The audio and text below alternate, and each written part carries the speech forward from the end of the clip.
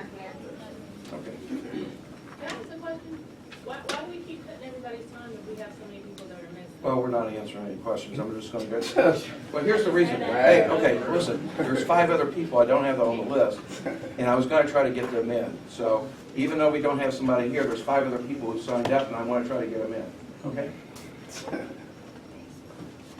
Yeah, you filibustered all day. I'm not And filibustering now anything. you like I'm really not, have a okay, problem. I'm going to with have to ask you to leave if you keep it up. I don't want to do that. Kawan, Shakur. Yeah, me. Yeah. Right for me. Okay, listen, guys. We don't need, none of this is fun. This is serious stuff. That's why we're coming up here. I got it, and that's why I'm letting you come up and speak, because I want to hear from you. We all wanted our time. I'm Kwame Shakur. I'm with the Stolen Lives Movement, Prison Lives Matter. You know, standing with families like Mike Brown and stuff, been killed by the police. You got to charge them, but you want to charge 12-year-olds and stuff. I quote Justice Cheney, you know, that said, you know, a black man in America has no right that the white man is bound to respect. Y'all need to amend that today and say black children and brown children have no right that the white man is bound to respect, because this really is just a reflection of y'all white supremacy. You dig what I'm saying? Okay. I've been in prison. Wait a minute. I've been in prison. Do I get my 1 minute? Not if you're going to make accusations. Well, I'm making facts. Okay, well, then we're going to have to discontinue your, I Yeah. don't want to. If you Right, can right. do it, Because this ain't about hearing what we gotta say. Katie Blair. Yeah. Is Katie Blair Well, here? we'll be out in the streets, boots on the ground. All right. No doubt. My name is Pastor Robert Jackson. I'm the newly installed President of the Ministers Alliance of the Churches of God in Christ. They had an election. I was successful. And you know, when you first get that job, you're excited. You want to save the world. You have energy like Popeye the Sailor Man. And you didn't even eat the spinach, but you still got a lot of energy. And my main concern, I don't like to say opposed, because the senator graciously received me, shook my hand, and gave me a smile. So I just want to say I disagree. Is that all right? So I disagree with it because as a pastor, when I first got out of school, I was assigned to the Blackburn Terrace Apartments. And anybody knows the history, that was a very dangerous place to work. So as soon as I became president, what I wanted to do was to have several initiatives. First of all, be proactive for the little children that we have now that we can teach. Also, when we are in a reaction position, that we still had to service and love that child. I do not want to see children serving time with men. I have a concern about their personal safety. I have concerns about them being sexually abused or beat up. But I just want to say today, thank you for allowing me, Senator Young, the opportunity to exercise my First Amendment rights. Thank you. And I just want to say you have a very gentle spirit. Thank you. Yeah, I'm too angry though, man. I'm too black, huh? Okay, Yeah. we call... I leave. If you would do that. But we was here all day, man, and you filibustered all day. Thank you. Appreciate it. We tired of y'all doing this to our children. Ty- We tired of y'all killing our people in the streets Tywin too. Garrett. It's gonna be people like me that we're gonna start making noise out in the street. Y'all better start listening to them. They taking the general approach. We taking the more militant approach against your white supremacist, capitalist, imperialist system. Remember that. Power to the people. Thank you. My name is Tywin Garrett. I'm here representing the state conference of the NAACP. I'm going to keep it very brief for time here. We stand opposed to this bill, and collectively opposed because the juvenile system was created because there was a recognition of children and not adults. And because of that, they must be treated differently. The juvenile system looks at the child and how best to rehabilitate them and change their behavior. Therefore, if you think of life as a ruler, this is a 12-year-old, which would be 12 feet, which is 1 foot. So let's at least start by thinking, giving that child 1 foot forward to rehabilitate themselves and not charge them as an adult. That's all I have to say. Thank Okay, you. well, thank you very much. Ivan Douglas Pitts. Great stuff. Some of that. Yeah. Collateral material. Yeah. Provided for you. Okay, thank you.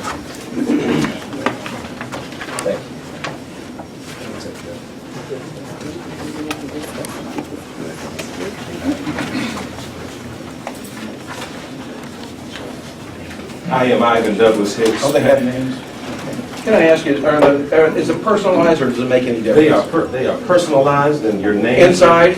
Inside, they're Oh, personalized. okay, we'll bring those back. Let's get them to the right person. They're not personalized. The envelope is addressed to specific. Oh, okay, but it doesn't, what's inside is a, What's inside is a letter that comes as a result of the work that's of Children's Policy and Law Initiative and Dr. Gwen Kelly. We thought that we could provide some I letters just to didn't you know all when I on was today. passing it out, so. Thank you all for that. Okay. I am Pastor Ivan Douglas Hicks, pastor of First Baptist Church, North Indianapolis. I also provide leadership along with our conveners for the Indianapolis Ministerium. The Indianapolis Ministerium is a statewide organization of faith leaders that vanguards the causes of widows and children, the most vulnerable among us. Our concern for children that have been historically disenfranchised is what leads us to oppose Senate Bill 449 today. Last year, we opposed Senate Bill 279, and it was thought that 12 and 13-year-olds would not be vulnerable in this way.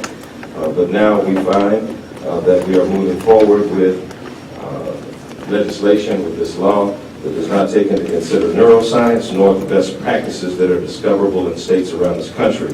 Senate Bill 449 is a dig down on what we objected to last year, and now it has been introduced to punish our children, and we stand opposed to it. We rise today to remind all of us that budgets are a moral document, and that the laws we create are the barometer of our ethics and our mores.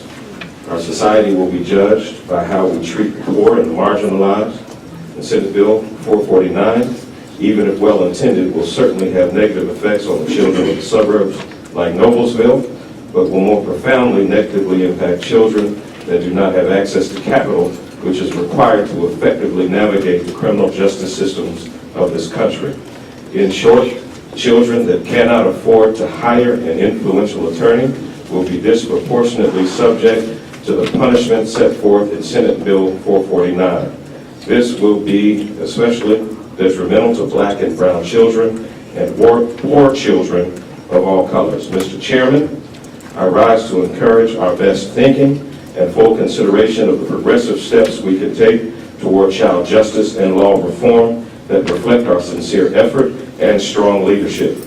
We need to be moving with an accelerated rate toward comprehensive reform of our juvenile justice code so that it reflects the concern and the resolve of Indiana to move appropriately and effectively toward our goal with children, which should be to reform and redirect and not put children in jail as and with adults.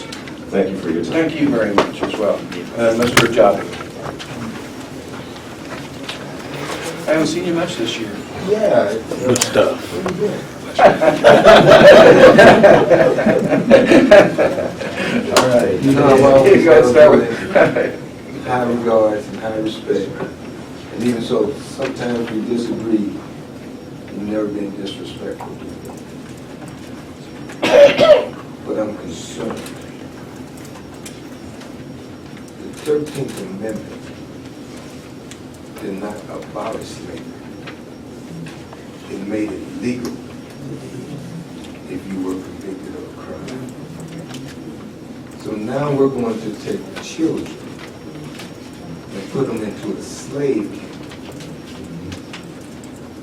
Government actually moves a society towards civility or barbarism. If this legislation is passed, it moves Indiana toward barbarism. I would ask the father in you, the man in you, the mother in you, father in all of the rest. Don't treat the children to whereas that they cannot grow up to be productive. Everybody makes a mistake. I know even you have probably made one. You don't admit to them.